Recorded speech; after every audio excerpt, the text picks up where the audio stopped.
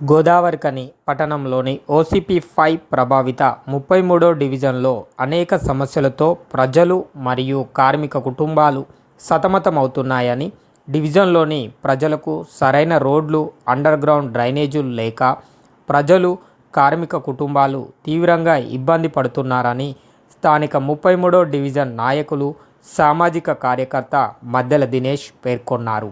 అనంతరం రామగుండం ఎమ్మెల్యే మక్కాన్ సింగ్ రాజ్ ఠాకూర్ మరియు ఆర్జీ1 జీఎం లలిత్ కుమార్లను కలిసి వినతిపత్రం అందజేశారు. ప్రభావిత డివిజన్లు అయినటువంటి 33, 34వ డివిజన్లో గతంలో మా వంతుగా ఆర్ఓ వాటర్ ప్లాంట్ ఏర్పాటు చేయాలని అప్పుడున్నటువంటి సింగరేణి అధికారులు ఆర్జీ1 జీఎం గారికి విన్నవించడంతోటే మరి శంకుస్థాపన చేయడం జరిగింది. ఈరోజు నూతనంగా మరి ఆర్ఓ వాటర్ ప్లాంట్ను ప్రారంభించినటువంటి గౌరవనీయులు శాసనసభ్యులు రామగుండం మక్కాన్ సింగ్ రాజన్న గారికి, అదేవిధంగా లలిత్ కుమార్ ఆర్జీ1 జీఎం గారికి మా 33వ డివిజన్ ప్రజల పక్షాన ప్రత్యేక ధన్యవాదాలు తెలియజేస్తా ఉన్నాం. దాంతోపాటు 33వ డివిజన్లో నెలకొన్నటువంటి ప్రధాన సమస్యల పైన ఈరోజు మరి గౌరవనీయులు మక్కాన్ సింగ్ గారికి, అదేవిధంగా ఆర్జీ1 జీఎం లలిత్ కుమార్ గారికి విన్నవించడం జరిగింది. వారు కూడా సానుకూలంగా స్పందించారు. అదేవిధంగా community hall, Singareni sector 2 community hall మరి పూర్తిగా దానికి మరమ్మతులు లేకుండా అనేక రకాలుగా ఆ కమ్యూనిటీ హాలు అసాంఘిక శక్తులకు కార్యాలయంగా మారడం బాధాకరం. దాన్ని పూర్తిగా రినోవేషన్ చేయాలి, మరమ్మతులు చేసి పూర్వ వైభవం తీసుకురావాలని, అదేవిధంగా కార్మికుల కుటుంబాలు సంబంధించినటువంటి శుభకార్యాలు కానివ్వండి, అదేవిధంగా వివాహాలు కానివ్వండి, ప్రైవేట్ కమ్యూనిటీ హాల్ను ఆశ్రయిస్తే లక్షల రూపాయలు దండుకుంటా ఉన్నారు.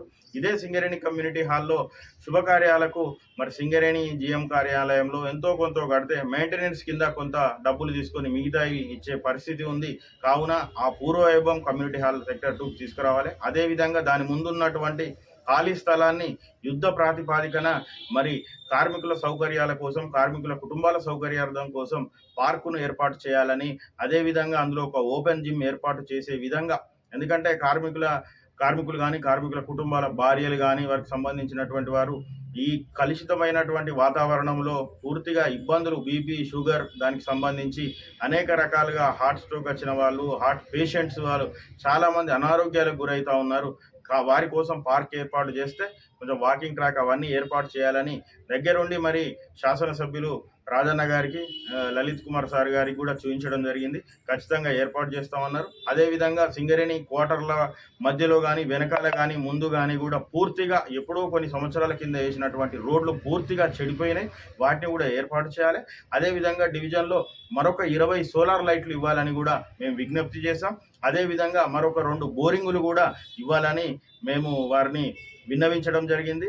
అదేవిధంగా నెలకొకసారి ఈ ప్రభావిత డివిజన్ కాబట్టి వైద్య శిబిరాలు కూడా ఏర్పాటు చేయాలని మేము విన్నవించడం జరిగింది. దీనికి సానుకూలంగా గౌరవ శాసనసభ్యులు మక్కాన్ సింగ్ అన్న గారు, అదేవిధంగా యంగ్ అండ్ డైనమిక్ జీఎం గారు లలిత్ కుమార్ సార్ గారు కూడా స్పందించి ఖచ్చితంగా మేము మీ డివిజన్లో, ప్రభావిత డివిజన్లో అన్ని సమస్యలను కూడా పరిష్కరిస్తామని హామీ ఇవ్వడం జరిగింది.